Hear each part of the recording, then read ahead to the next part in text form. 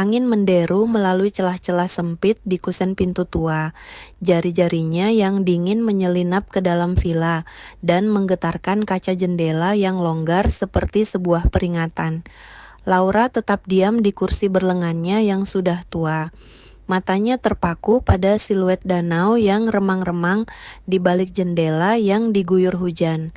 Sesekali kilatan petir menyambar langit, membuat segalanya menjadi jelas sesaat. Sekilas yang mencengkeram dadanya dengan ketakutan. Dalam salah satu kilatan itu, sebuah bentuk muncul di beranda, setengah tersembunyi di balik tabir badai. Elliot, bisiknya ke udara yang pekat, suaranya nyaris tak terdengar di antara gemuruh angin. Namun keheningan menjawab, tak ada gerakan, tak ada suara, hanya suara lolongan di luar sana, tanpa henti dan mengejek.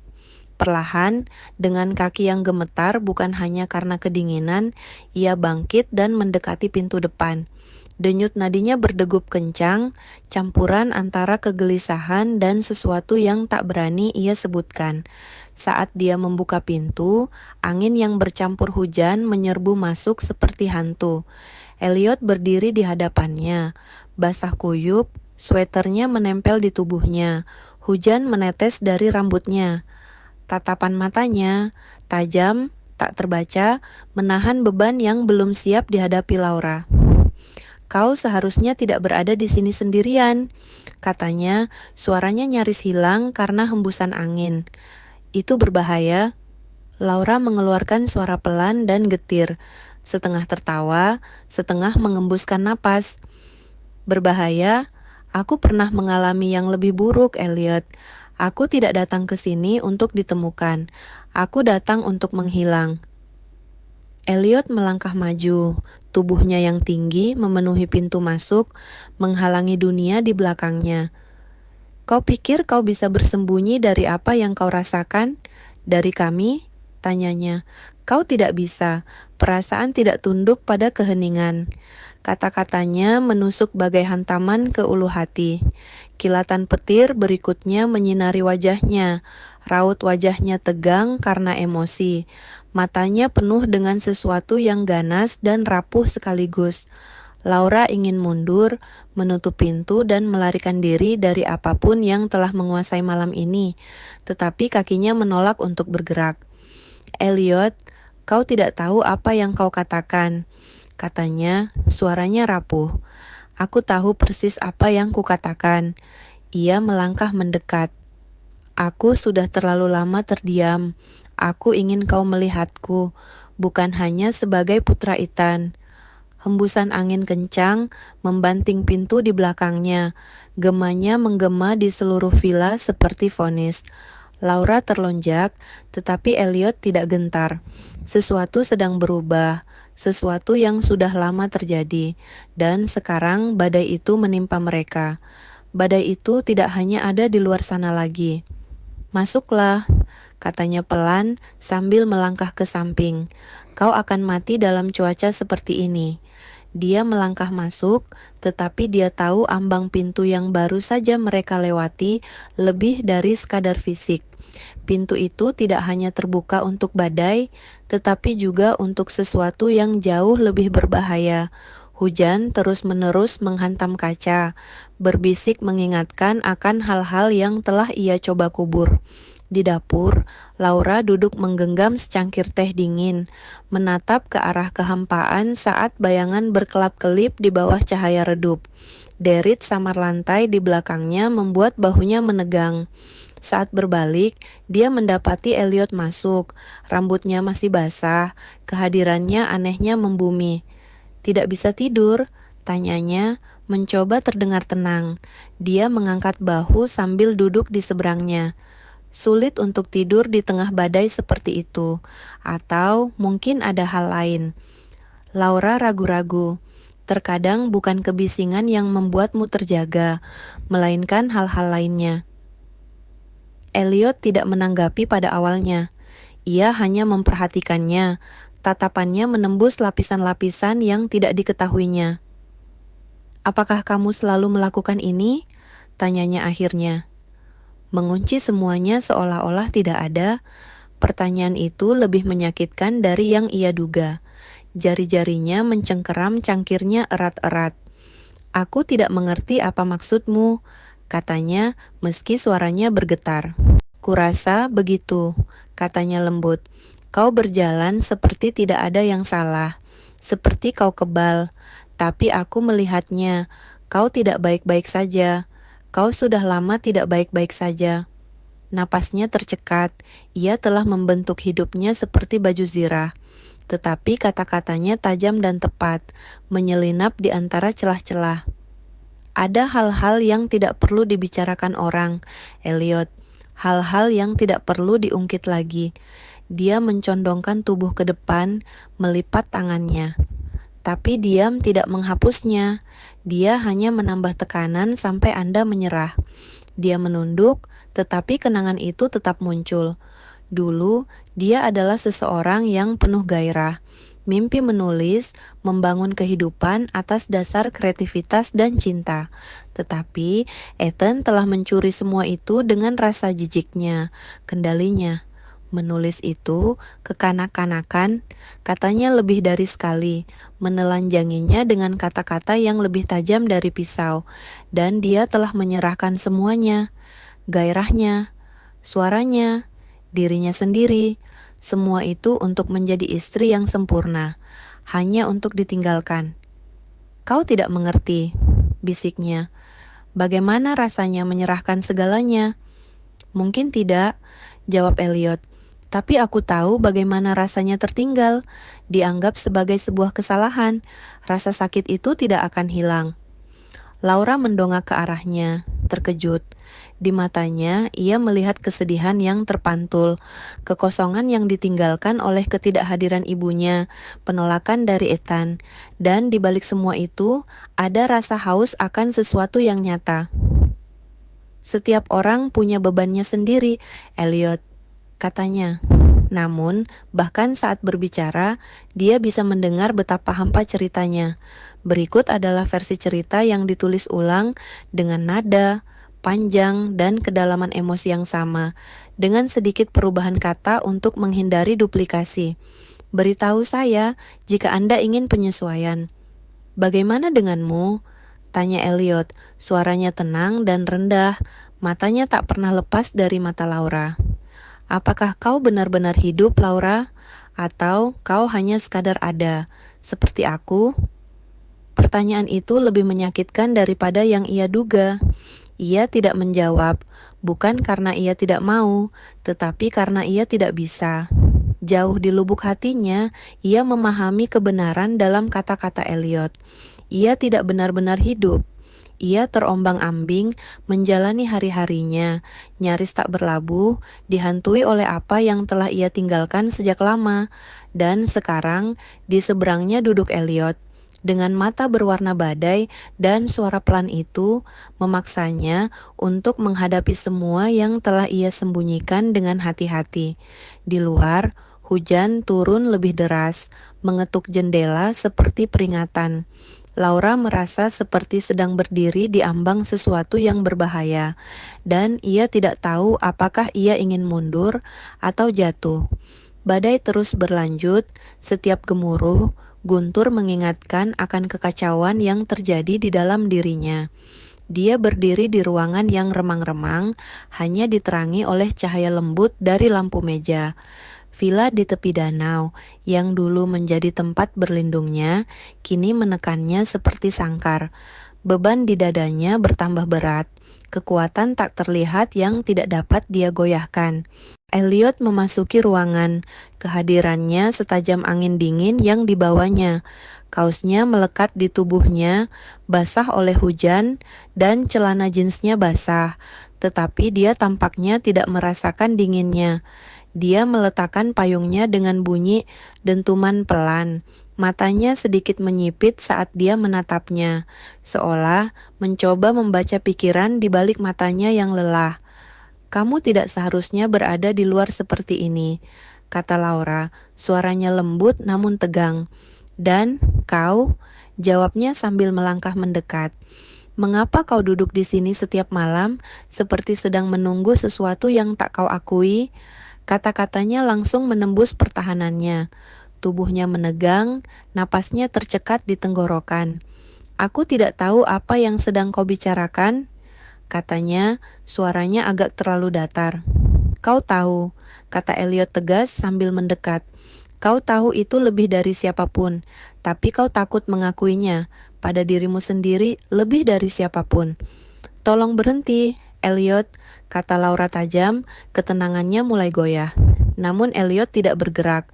Matanya menatapnya, menolak untuk membiarkannya lepas. "Kau lari dari sesuatu," katanya, kini lebih lembut. "Sejak aku tiba, aku melihatnya dalam semua yang kau lakukan. Kau memakai topeng ini, kau berpura-pura baik-baik saja, tapi sebenarnya tidak." Ia berbalik, mencoba menjauh, tetapi Elliot mengikutinya. Tangannya melingkari pergelangan tangan wanita itu dengan lembut, bukan untuk menahan, tetapi untuk membuatnya berhenti. "Laura," katanya, kali ini namanya meluncur dari bibirnya dengan nada akrab. Tidak ada jarak di sana, hanya kedekatan. "Kau tidak sendirian dalam perasaan ditinggalkan. Aku juga pernah mengalaminya. Tapi aku tidak bisa terus bersikap seolah kau tidak berarti apa-apa bagiku." Beban kata-katanya menghantamnya. Dia berbalik perlahan untuk menghadapinya lagi, jantungnya berdebar kencang. Tatapannya jernih dan tak tergoyahkan, menyimpan sesuatu yang telah dia coba tolak. Kerinduan, rasa sakit, dan sesuatu yang lebih dalam lagi. Dia ingin lari untuk menutup semua itu. Tetapi ada sesuatu dalam dirinya yang tidak mengizinkannya. "Kau tidak mengerti," bisiknya, suaranya bergetar. "Ini tidak mungkin terjadi." "Tapi itu sudah terjadi," jawab Elliot, lembut tapi tegas. "Dan kau tahu itu." Petir membelah malam di luar, menyinari wajah Elliot dengan tiba-tiba. Raut wajahnya tegang, rapuh, dan penuh harapan yang membuat dadanya sakit. Ia merasa tertarik ke arahnya, ditarik oleh sesuatu yang tidak dapat ia jelaskan maupun hentikan. Ia seharusnya menjauh, menutup pintu, namun ia tidak melakukannya. Lalu ia mencondongkan tubuhnya, ciumannya lembut, penuh tanya, memberinya ruang untuk menghentikannya. Namun ia tidak menjauh. Ia merasakan kehangatannya, rasa sakit yang terpendam di baliknya, dan ia membiarkan dirinya hanya sesaat untuk melupakannya. Ia tenggelam ke dalamnya, ke dalam dirinya. Ketika mereka berpisah, keheningan menggantung di udara seperti kabut. Napasnya pendek, kulitnya kesemutan karena segala hal yang telah ia coba kunci. "Apa yang baru saja kita lakukan?" gumamnya, suaranya nyaris seperti napas, tatapannya tertunduk. "Sesuatu yang selalu ada di sana," kata Elliot. "Anda dapat mencoba menyembunyikannya, namun Anda tidak dapat berbohong kepada diri sendiri selamanya." Kata-katanya terngiang di dalam dirinya, berat dan tak tertahankan. Tanpa sepatah kata pun, dia berbalik dan meninggalkan ruangan. Langkahnya semakin cepat, goyah, hingga dia menutup pintu kamar tidur di belakangnya dengan bunyi gedebuk terakhir. Dia bersandar di pintu itu, terengah-engah seolah-olah dia telah menahan napas sepanjang malam. Hujan kini menghantam atap, lebih keras dari sebelumnya. Namun di dalam diri Laura, badai yang jauh lebih dahsyat berkecamuk. Badai kerinduan dan rasa bersalah, ketakutan dan kenyataan. Dinding yang telah dibangunnya dengan sangat hati-hati mulai runtuh, dan dia tidak tahu apakah dia harus berjuang untuk membangunnya kembali, atau akhirnya membiarkannya runtuh. Badai tak lagi berbisik di luar sana. Badai menderu tanpa henti dan liar. Laura duduk meringkuk di kursi berlengan, jari-jarinya tersimpul di lipatan gaunnya seolah-olah ia berusaha menahan diri. Kenangan ciuman Elliot terpatri dalam benaknya, tak tergoyahkan dan perih, seperti bekas luka yang belum sembuh. Kemudian terdengar suara langkah kaki yang terukur dan hati-hati mendekat dari lorong. Jantung Laura berdebar kencang saat Kla melangkah masuk. Mata tajam sahabat lamanya segera mengamati ruangan. lalu berhenti di tangga yang menuju pintu Elliot. Tanpa sepatah kata pun, Kla masuk, menaruh tasnya di dekat meja, dan menuang teh untuk dirinya sendiri. Setiap gerakannya tenang, namun tetap tajam, bagaikan bilah pisau yang dibungkus sutra. Sepertinya kau baru saja melihat sesuatu yang belum kau duga, kata Kla akhirnya. Suaranya lembut tetapi mengandung nada dingin. Apakah ada sesuatu yang ingin kau katakan padaku? Laura ragu-ragu, memaksakan diri untuk tidak bergeming. Tidak, ini hanya badai. Aku merasa tidak enak badan. Cela tersenyum sinis tanpa kehangatan. Badai, ulangnya. Lucu, karena sepertinya ada sesuatu yang lebih dari sekadar hujan yang membuatmu gelisah. Dia menyesap tehnya, tatapannya tak pernah beralih. Atau mungkin seseorang. Laura duduk terpaku, tertekan oleh beban kata-kata itu. Tak terucap, namun tak terbantahkan. Sebelum Cela sempat menjawab, dia meletakkan cangkirnya ke samping, mencondongkan tubuhnya sedikit, dan menatap Laura dengan tatapan dingin dan tak tergoyahkan. Aku melihat Elliot meninggalkan tempatmu tadi malam. Kata Kla, kata-katanya menghantam dengan berat seperti kapak yang jatuh. Maukah kau menceritakan apa yang terjadi? Napas Laura tercekat. Bibirnya terbuka, tetapi tidak ada kata-kata yang keluar. Cela selalu tanggap, tidak mungkin dibodohi. Dan sekarang, di bawah tatapannya yang tak kenal ampun, Laura merasakan perancah kesunyiannya yang hati-hati mulai runtuh.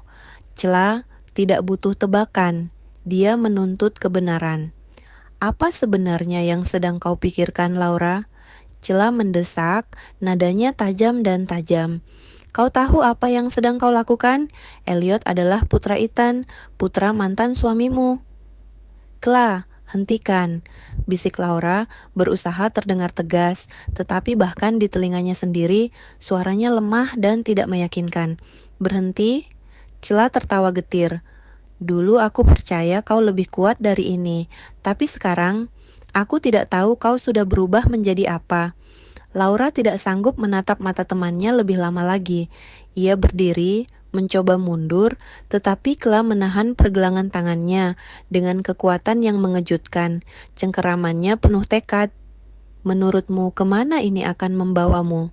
Suara Kla merendah, tetapi menjadi lebih berat, penuh amarah yang terpendam. Menurutmu dia anak yang kebingungan? Tidak, dia sudah dewasa, dan apa yang telah kau lakukan, apa yang telah kau mulai, tak seorang pun akan pernah melupakannya. Sebelum Laura sempat menjawab, suara dentuman tiba-tiba dari tangga memecah keheningan yang menegangkan. Mereka berdua menoleh. Di kaki tangga berdiri Elliot. Ekspresinya tak terbaca, wajahnya pucat dengan amarah yang membara di baliknya. Elliot, suara Laura bergetar menahan beban momen itu. Menurutmu aku ini apa? Tanyanya, suaranya serak dan parau. Kesalahan yang ingin kau hapus? Atau sekadar pelarian dari kehidupan yang tidak kau sukai? Kata-katanya mendarat seperti tinju dan Laura tersentak dalam hati. Ia ingin menjelaskan untuk mengatasi rasa sakit, tetapi ia melihat di mata pria itu bahwa kerusakan sudah terjadi. Kla berdiri diam, tidak berbicara lagi. Keheningannya sudah cukup menjelaskan. Dia tidak perlu ikut campur lagi. Puing-puing itu sudah bergerak. Dia pergi tanpa sepatah kata pun. Suara pintu tertutup di belakangnya membawa kepastian yang bergema di seluruh ruangan seperti sebuah vonis. Elliot menuruni tangga perlahan-lahan. Setiap langkahnya hati-hati, matanya tidak pernah lepas dari Laura. Kau ingin aku pergi, katanya, suaranya seperti batu api yang menggores batu. Baiklah, aku pergi, tapi jangan harap aku akan kembali. Elliot, kumohon. Suara Laura bergetar, tetapi dia sudah berada di ambang pintu. Tanpa menoleh lagi, dia melangkah keluar ke tengah badai, ditelan hujan. Laura tetap membeku di tempatnya, menyaksikan semuanya runtuh. Hujan deras di luar semakin deras, menghantam jendela seolah mencoba menenggelamkan penyesalannya. Namun, dia tahu kebenaran tidak dapat dibatalkan. Dia telah melewati batas, dan sekarang dampaknya hanya bisa ditanggungnya sendiri. Badai menderu, menggemakan kekacauan di dalam dirinya. Dinding villa itu seakan menyusut dan menekannya ke dalam keheningan. Dia berdiri tak bergerak, dikelilingi oleh sisa-sisa kehidupan yang hancur, oleh pilihan-pilihan yang tidak lagi bisa dibenarkannya. Rumah danau itu berada di bawah tirai kegelapan. Satu-satunya suara yang terdengar hanyalah hujan yang menghantam sirap dan desiran angin yang bertiup pelan menembus setiap celah. Laura meringkuk di sofa, secangkir kopi yang belum tersentuh mendingin dalam genggamannya. Dia tidak bergerak sejak kepergian Elliot. Langkah kakinya masih terngiang di kepalanya. Pergi seperti hantu yang tidak pernah berniat untuk tinggal. Dunia di sekelilingnya terasa terpecah-pecah, sisa-sisa emosi dan niat yang kecil dan tidak dapat disatukan lagi. Tiba-tiba, pintu depan terbuka, terbawa oleh hembusan angin dingin yang menusuk langsung ke tubuhnya. Dia menoleh dengan tersentak, tetapi itu bukan Elliot. Itu Klaas. Dia melangkah masuk dengan cepat, ekspresinya dingin dan tak terbaca. Matanya tajam, dan Laura merasakan udara meninggalkan ruangan. Dia membuka mulut untuk berbicara, tetapi tidak ada suara yang keluar. "Kita perlu bicara," kata Klaas singkat. Suaranya tidak mengandung kehangatan, hanya kepastian. Laura tidak berkata apa-apa, memperhatikannya duduk. Dia tahu apa yang akan terjadi, dan tidak ada yang bisa dia katakan untuk meredakannya. Klaas meletakkan sebuah map di atas meja. Kehadirannya tidak menyenangkan. Gerakannya lambat, hati-hati, seperti seseorang yang menyampaikan kalimat yang mereka tahu akan menyakitkan. "Kau tahu apa yang paling menggangguku?" tanya Klaas. Suaranya tegang karena amarah yang tertahan. "Bukan hanya apa yang terjadi dengan Elliot, meskipun itu sudah cukup buruk. Kau membiarkannya terjadi, kau melihatnya tumbuh, dan kau tidak melakukan apapun untuk menghentikannya." Tangan Laura gemetar saat membuka map itu. Di dalamnya ada foto-foto, kasar tetapi tak terbantahkan, dirinya dan Elliot, terjebak dalam momen-momen singkat yang ia pikir tersembunyi. Namun gambar terakhir membuat pembuluh darahnya membeku. Ethan berdiri di luar villa, melihat ke dalam melalui jendela, memantau. Dia tahu, kata Klaas dingin, dia terus mengawasi. Jika dia belum mengatakan apapun, itu karena dia menunggu. Menunggu untuk bertindak saat keadaan paling menyakitkan. Paru-paru Laura terasa sesak. Udara di ruangan itu mengental hingga ia hampir tidak bisa bernapas.